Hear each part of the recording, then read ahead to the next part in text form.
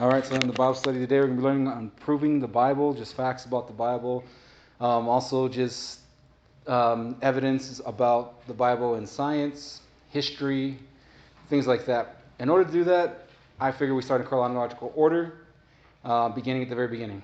But before we go to the very beginning, I'm just going to list some normal facts. I'm going to begin with just the writing of the Bible, the facts regarding that, and then the biblical prophecies, because they're scattered throughout the entire Bible. I'm not going to list every single one. That'd be forever to list and talk about every single prophecy. There's over 1,500. There's even more than that, depending on what exactly you believe is a difference between one prophecy to another, or is it the same, that type of thing. Anyway, so we're just going to go through. We're going to begin with just biblical general facts about the Bible itself. It is the oldest writing of the Bible is the Dead Sea Scrolls, and those things are found in the area of Judea, the desert. Judea is a location in the nation of Israel. The desert, the Judean desert, is located by the Mediterranean Sea. In that desert, there's many caves, and amongst those caves, there's a lot of things that are found amongst those caves. When Jews would go on the run, many times they would take things with them they found of value. One of those things they found of value were the writings, the scrolls that they used to memorize. And the history behind Jewish scrolls are very, very well known. They're well known for their writings and how they kept their writings completely identical from one scroll to the next. If you were writing, because it was the words of God, if you were writing in a scroll and you misspelled something, rather than cross it out and write the word again, you would throw the whole thing over and throw it away and start again, because you were not allowed to cross out God's word. So they were kept in very high value, the highest value. The word of God was very, very fiercely kept. It was memorized word for word. When they were spoke the words of the scrolls, they did every single word to the T. If you misspoke, it was blasphemy. So you couldn't speak out in public and quote unless you knew the words word for word. Anyway, so these writings were very well kept. Well, as you went hiding in the desert because you were a Jew at the time, running from whoever was coming against you, you would take these writings with you. They were the most valuable thing you had in the world. And many of these writings were kept in these caves while they hid out. The oldest one of these writings was founded in 400 BC. Or not founded, but found to be dated from 400 BC. So you're talking about the time right after the fall of Israel. The last time Israel was a nation and they fell for the last time and were taken over by Babylon. That fall, before Christ, that was the last time they were a nation. Well, you can imagine as they ran out, they took their writings with them as they were being persecuted and captured by the Babylonians of that time. And in these caves is where they ran, and with them they took these writings and hid them there. Now, the scrolls have all the Bible except for a couple, and they even have additional writings that are not in the Bible today, but are writings that we believe to be of value. One of those writings is the Book of Enoch, is in these scrolls. So that's a pretty significant fact there, just to know the validity of the Bible. It's there. It's way before Christ was already written out. There's the prophecies of Christ coming. They're written in paper right there before Christ was even born. 400 years before, the prophecies are already written of him, and they're kept. The Bible is found to be factual, and none of its factual information is ever found to be inaccurate. There's no inaccuracies in the Bible. After all this time and all this years and out of all this history that has passed by, technology and information that we have out there, we have never found the Bible to be inaccurate. The Bible was written by many authors, and none of the authors were ever inaccurate. You would think that somebody was capable of making an error, but they weren't, because they weren't writing of themselves, they were writing the words of God. The way the Bible is written as its history. It's written as a story, not a novel. Sometimes you kind of get the sense of God himself presenting some type of depth in the writing, and there's metaphors and there's things like that. You can find those things in there, and there's a lot of them throughout the Bible. But the main general purpose of this book is to bring forth the truth of our history, the truth of things to come, the truth of man and God, God and man. One thing that we know in science is that you really can't know things that are written in history to be true because you weren't there. Unless you were there, whatever's written in history, you don't know it to be true. The only thing you know to be true is what you can observe. So the only proven things in history are what you can see.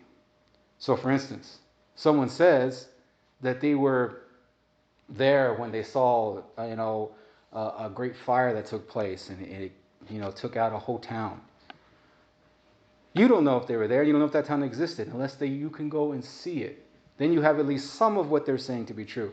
You go see the burnt out ruins, so you could kind of have an idea of what they were saying to be true, right? So there's the observable things that you can prove historical evidences with. You can see them and you can prove the history by seeing it. Now, what we begin to do is how do we trust history? What of history can we trust?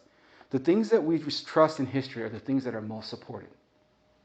That's fact for our societies. That's fact for all mankind. The things that we call historical fact are the things that are most observable and most supported.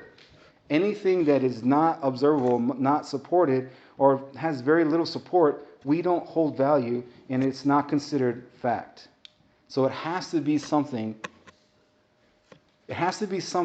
that you can observe. And then what if you have multiple things that you observe? You always go with the thing that is mostly observed to be historical fact. That's how you support history. That's how you make history fact. They tell you stories about certain things.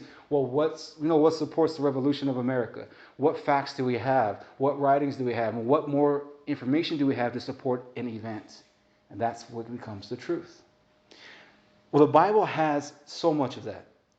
So much of the Bible is supported by what you can observe, and it's supported by other facts of other writings, and it's the most proven. It stood the test of time, and it still today is the most true historically. You can at least say that. That's one thing that nobody in this world can take from the Bible, that its history is the most proven and it's the most true. It lists out history from way beyond just, common error of the last 100 years. It's history from errors upon errors and many centuries ago. It's the only book that lays out history for such a long time. It tells prophecies of history that's to come, that's beyond its times. Prophecies of the knowledge of man, how the explosion of man's knowledge would come one day. The ability for men to travel across the entire earth was prophesied. So these are just facts of the history of the Bible. The Bible has a message in its history. The reason why, if you believe in the history of the Bible to be true, you can't not disregard the message. Because the only reason why the Bible lists out the history it has is to tell you that its message is true. It's telling you its message is true. And it tells you why its message is true, because look at the history that it's following along and it's creating as it goes through time, and then goes beyond to prophecies, how that becomes to be true. That tells you the message is true. If prophesies an event, that tells you the message is true. And that's the basic concept of the Bible from the beginning to the end. It's a history book. And it's telling you historical things to show you that its message is real. And then it's telling you historical things that are to come to show you that its message is real. So let's look at some of the prophecies. As I mentioned, there's thousands of prophecies. We're just going to look at, I think, about 5 of them here. And one of the prophecies is found in the book of Ezekiel, in Ezekiel 26. Ezekiel wrote this in about 597 BC, and he said that the city of Tyre would be conquered, destroyed, and never again rebuilt. So it has to be conquered, has to be destroyed, and never again rebuilt. Well, this is well documented. The king of Babylon, Nebuchadnezzar, destroyed all of its villages. This took place in 585 BC. But it didn't actually completely wipe it out. It just destroyed them, but let it exist. Babylon let it exist, and then they came back to do a 14-year siege on the city of Tyre. 14 years, what a siege is, basically it surrounds the city, and it keeps the city from being able to leave, being able to trade, and basically just kind of is just stifling the city from getting prosperous and growing. They never actually lived in the city of Tyre, but they did siege the city, meaning they surrounded the city and held it captive for 14 years. Many nations after Babylon would come against it. It was finally completely destroyed by Alexander. Now, Alexander went to the extreme. He did what the Babylonians didn't do. So the prophecy was that it would never again be rebuilt. Alexander made sure that that happened. Babylon conquered it, destroyed it, but it continued to go on. It continued to exist. Alexander finally put an end to that. And the way Alexander did that is documented in 332 AD. And what he did is he took apart the city, the entire city, from foundation, piece by piece, and threw it in the sea. He threw the entire city in the sea, and it's well documented this happened, and all that debris and material that was cast in the sea actually formed and extended the shoreline so far out that it's impossible today to tell where the first city actually existed. So for that reason, after Alexander, the city was never again rebuilt because no one can ever tell where it first originated. He had moved everything to the shore, and after time, the shore actually grew over the top of it, what he had moved, and you couldn't tell where the first shore was. You don't know where the first shoreline was at because it was a city next to the sea. So it was never again rebuilt. The coastline changed so much and expanded that you could never tell where the original city was located. And that is something that is even documented today, how Alexander destroyed that city entire so badly. But see, this is something Alexander did about 200 years later, after Ezekiel prophesied that this would happen. Something that happened 200 years later. Another prophecy is Jeremiah and Isaiah. They both talked about Israel being captured by Babylon. And no one would believe them. They thought Jeremiah and Isaiah were crazy. And they were conquered. They were conquered by Babylon, who was made up at the time of the Medes and Persians. Other prophecy was that Babylon would also be conquered as well. And that's a prophecy that we're going to focus on today, is Babylon was conquered eventually after they conquered Israel. And Babylon was conquered in a way that's pretty to the detail. So basically, there's a detail about how it was going to be conquered, and the detail is on the second bullet point. And the water of the city would be dried up was the prophecy of how the city would be conquered. The water of the city would be dried up. And that's exactly what happened. Under the city of Babylon, there was a river that flowed through the city. And they allowed that river to flow through the city, and they built over the top of it. And they did that on purpose. They wanted the fresh water running through their city. Well, the walls of that city were so huge and so thick that the attacking nations couldn't get through the walls, and they pretty much stayed in safety for many years. Well, there came a time where they figured out, the way to get into these walls is through that river. So what they did is they made the river flow another way, dried up the river underneath the water, underneath the city, and they went through that tunnel where the water was flowing through. And through that is how they took over the city. And that is a big event in history, how Babylon was captured by the soldiers going underneath the city and taking over the city that way. It's well documented, and that is something that Jeremiah and Isaiah had alluded would take place, that the city would be dried up and the water of the city would be dried up and the city would be conquered in this way. At the time of the conquering, the city was drunk. Was another prophecy, and that's exactly what happened. And that's the thing you read in the Bible, how they were celebrating at the time, and they were drinking, and they were celebrating with the instruments of the Jewish temple. They had took the instruments of God and were basically celebrating with them and using them in their celebration as they drunk out of them and were getting drunk. They then saw the writings on the wall. You guys hear the story about the writings on the wall. This is that event in history where the water was dried up. While they were getting drunk and you saw the writings on the wall, outside of that, the city's river was being dried up and soldiers were entering in. Daniel told them that the city was about to be conquered as they were getting drunk, and they'd ignored it. They didn't even pay any attention to it. They didn't run and hide. They didn't take arms. They didn't do anything. They didn't try to protect themselves. They just continued to celebrate. Even though Daniel had just told them, this writing on the wall that you guys just saw is the writing and the warning of your doom. They didn't try to escape, didn't try to run, try to hide, nothing. They just continued to celebrate. Which is a great analogy of the end times, how prophecies are telling us today that this is the end times, and people don't care. They'd rather have fun and enjoy their last days rather than try to prepare for the last days. Any questions on that?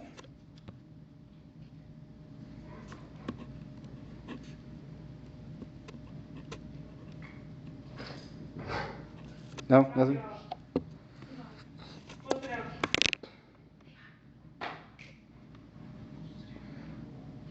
So once again, they were seeing the writing on the wall, and rather than preparing or taking arms or running and trying to escape the incoming doom, they said they'd rather have fun for these last moments. And that's pretty much how they died, and they went out exactly like the prophecy said the city would be drunk.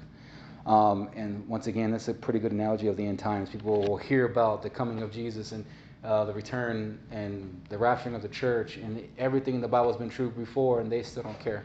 They won't look at the writing on the wall. They rather just enjoy the time that they have left. Another awesome prophecy about Babylon is that Babylon was conquered by a king named Cyrus, and Isaiah named that king.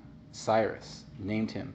That is crazy how Isaiah named him by name before Cyrus even existed. King Cyrus hadn't even been. Isaiah wasn't there at the time of this conquering of Babylon.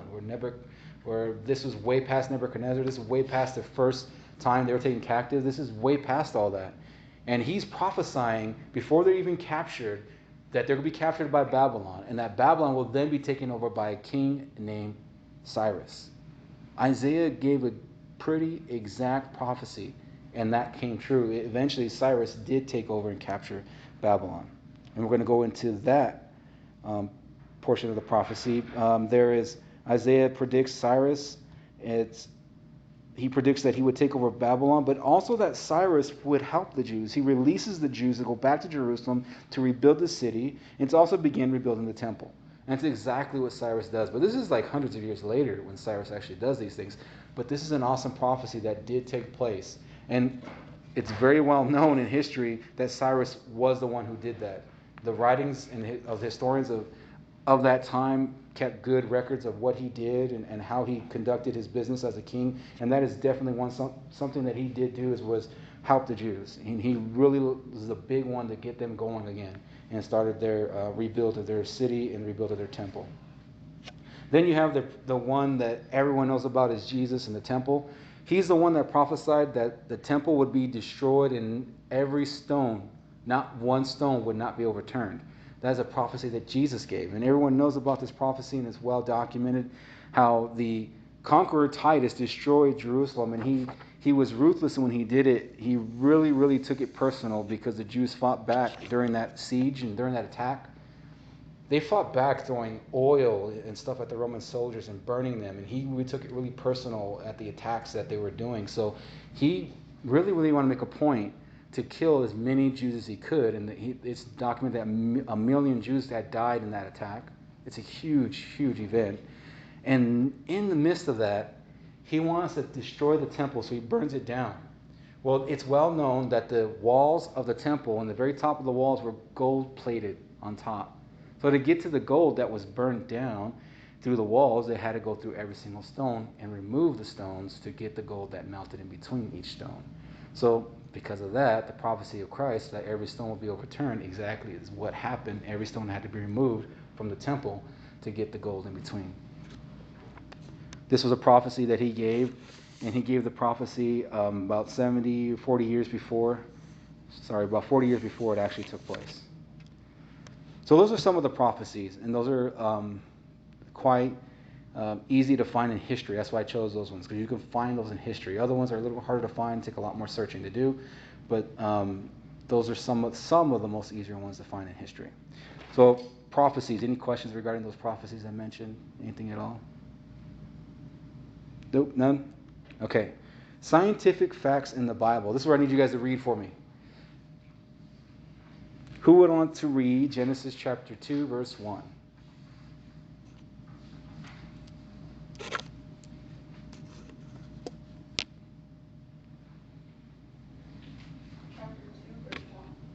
Go ahead. I was just asking.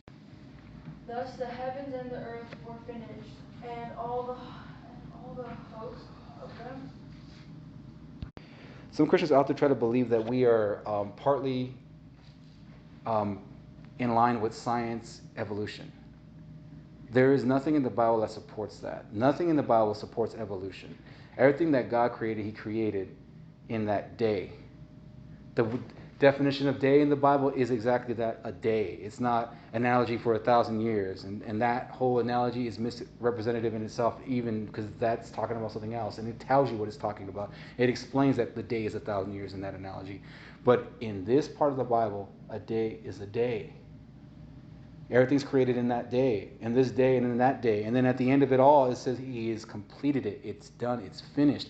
And then as he goes throughout all of it, God says it's good. It's finished. It's done. It's good. Nothing is halfway done. Nothing is needing more work. Everything is finished and it's completed. And God says it's good. Now, if God was not finished, he would say it was partly done and needed to grow more, or it wasn't good. I mean, you can't call something good if the animal that he created is not complete. It's missing something and it needs more legs or something. Like it can't even walk right. Then it's not good and it's not finished. But in that portion of Scripture, just in that portion of Scripture itself, it is saying that it is good. So it's very important that, it is finished. It's very important that we understand what God is saying when he says it's finished.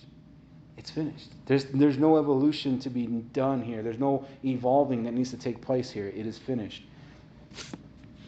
Let's move on to Leviticus chapter 17, verse 11.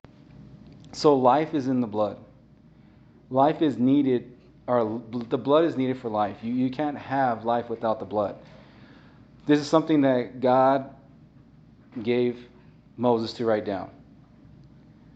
This is something that shows you that there's an understanding here that Moses has.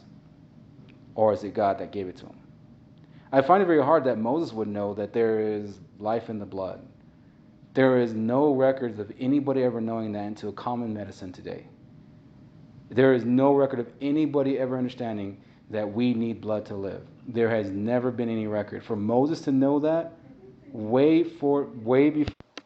So it wasn't something that Moses could have known. This had to be God given. For him to write in there that the life is in the blood is nothing even close to the understanding that they had at that time. Like I said, they didn't have that until somewhere in the 1400s is when that happened. So there was very little understanding at that time. There was actually no understanding. There was very little understanding until, like I said, till more modern medicine developed and understanding that blood is the life. Let's continue on in Leviticus 17, verse 15 through 16. So he would receive the result of him not cleaning himself. And there's so many other times where it talks about when you come into contact with blood that you are to clean yourself. And if you didn't clean yourself, basically you could not come in contact with the rest of anybody else. And if for whatever reason you couldn't clean yourself, then the part of cleaning yourself was to quarantine yourself. Like, say I couldn't clean myself, so I finally did. Well, it's good that you did clean yourself, but now you're going to quarantine. The Bible talks about quarantining themselves for like 7 days to not spread sickness and disease. There's no way that they understood this because, again, no one understood the spread of these type of things and how it worked in the blood. No one understood that diseases were in blood. And so what they're saying here is if you found a dead body, a dead animal body, and the blood got on you, you need to clean yourself. Because then usually when dead animals you come across, they're either rotten, which has disease, or maybe they died from a disease. If you didn't kill that animal yourself, is what they're saying, you don't know how it died. And if you don't know how it died, you don't know if it died at a healthy end, if it was healthy when it died. And because you don't know if that animal was healthy when it died, it could be diseased, is what this Bible is saying. And then the Bible is telling them and warning them against diseases. In the blood is where diseases are at. And in the blood is what you got to clean off of yourself. And if you didn't, then you couldn't be around the people and you couldn't be a part of the people. So God was explaining this to the people. This tells you that the writing is beyond man because men had no understanding of this. This tells you the writing is from a God who knows all and is trying to warn them all of these things. Man is not writing this. This is God writing this. And science supports that today. Science supports that there is life in the blood, there's disease in the blood as well. And there's so many things about the blood you can continue to read on about that you can find pretty darn interesting. We'll just save you the time about the soul in the blood and so on and so forth. But there is so many interesting things in the blood that is pretty cool to learn. But we're going to move on from that, and we're going to go into. I'll just save you the time. It talks about washing in running water. Now, that was in Leviticus, that you didn't just wash your hands in sitting water, but you had to wash your hand in running water. The Bible clearly says that you had to wash in running water. It would make no sense to wash in sitting water. And that's something that people, like I said, especially those in medicine, didn't know today until recently to wash into running water. Well, recently I'm speaking about the last, 200 years or so. That's when they started realizing that you had to wash in running water. You can see a lot of even the Western movies. You look at them on TV and they're washing in sitting basins of water. That kind of works, but at the same time, you had to have the running water. So if you had a pitcher that would run into the basin, that'd be great. But sometimes they didn't have the pitcher part and they were just washing in water that had soap, but the germs were mixed in with that soap. It wasn't actually being cleansed out. So this is something that it's a little detail, but it's a big detail. The Bible says to have the water running. It could be a little detail, but it's actually a big detail because it's significant in really cleaning and defecting. So anyways, that's a last thing I want to mention. The other thing I wanted to mention is in Jonah, Job, there's so many others, but Jonah really describes how there's mountains under the waters, under the ocean. So Jonah tells a story about how he got thrown overboard, and when he got thrown overboard, his soul left his body and went down. And when his soul left his body and went down to the deep waters. And then from the deep waters was mountains. There is no way that Jonah could make up a story about mountains under the water because no one had the ability to dive. When they would go and they would jump overboard in the middle of an ocean or a sea, they didn't see anything. They just saw water. There was nobody that could have known that underneath all of that were mountain ranges. There was nobody that could have known that you cannot dive that deep to see a mountain range underwater, but Jonah saw it. Jonah described it. Job describes it. There's places in the book of Psalms that describe mountains under the waters. There's no way that common men are just making up these stories that happen to be proven by science many thousands of years later. That's a big one. To me, mountains under the water is huge because it's impossible for them to know that. And it's impossible for them to make that up. Very, very, very much impossible. So that shows that these writers are not writing of themselves, but someone, which is God, is showing them what to write, telling them what to write. And the evidence shows you that the message is true. Anyways, ocean currents. Let's read about that if you guys would like to. Let's read in Psalms 8, verse 8. So in that small portion of Scripture, there's currents of the sea. And the currents of the sea line up with the wind as well.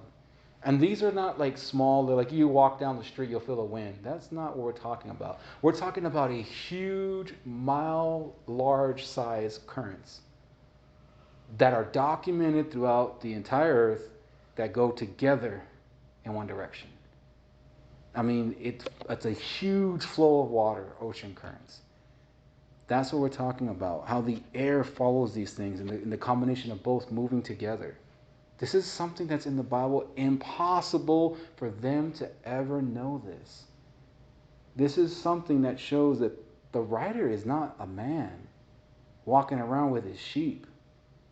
The book of Psalms, though it's written by David, there's no way David, a man walking around with his sheep, knows this. A man running in caves from a king that wants to kill him knows this.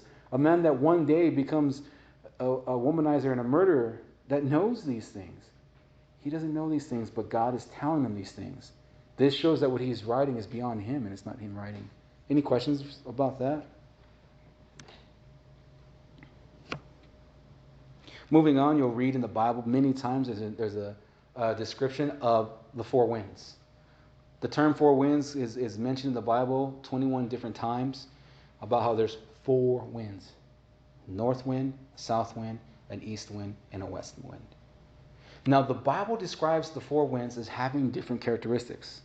They're different from each other. They do different things. And they're known for having different results.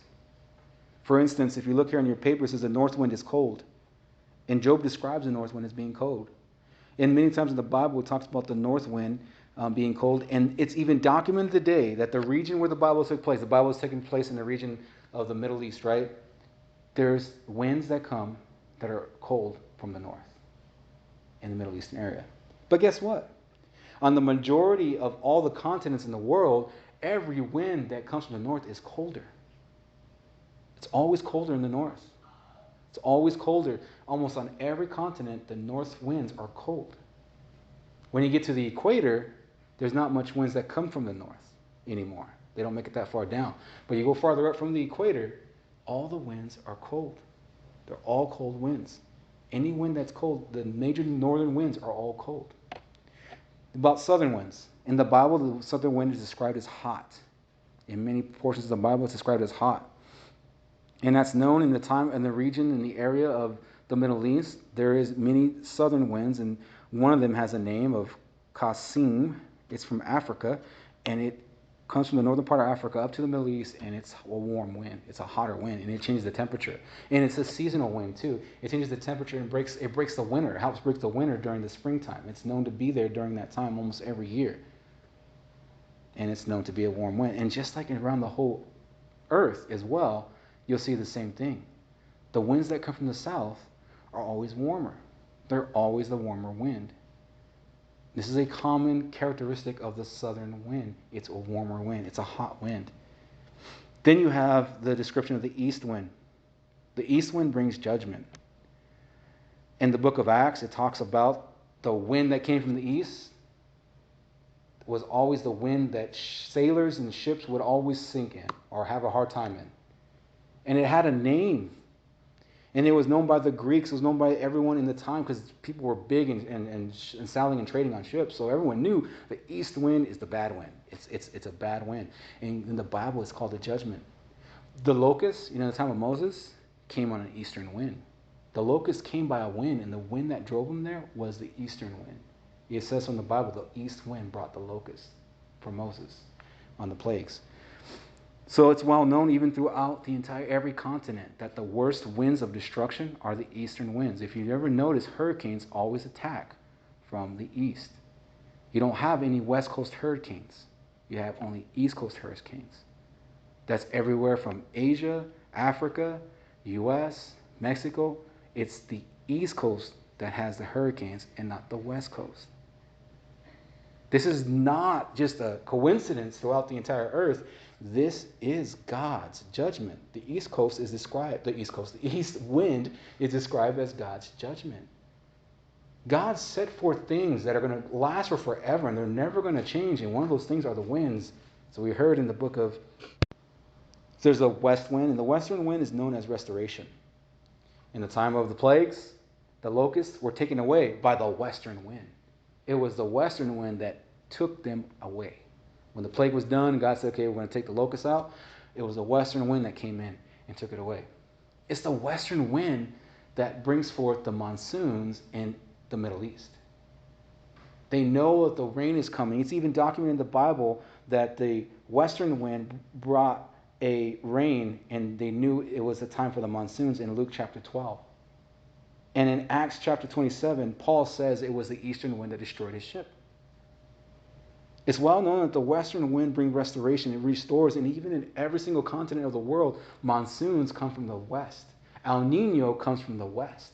El Nino is the known factor, the main factor of our monsoons here. And where does it come from? From the west. It comes and it drives over, and sometimes it's a little bit too much rain, right? And we understand that, but at the same time, it's not as deadly and destructive as a hurricane. It's more of a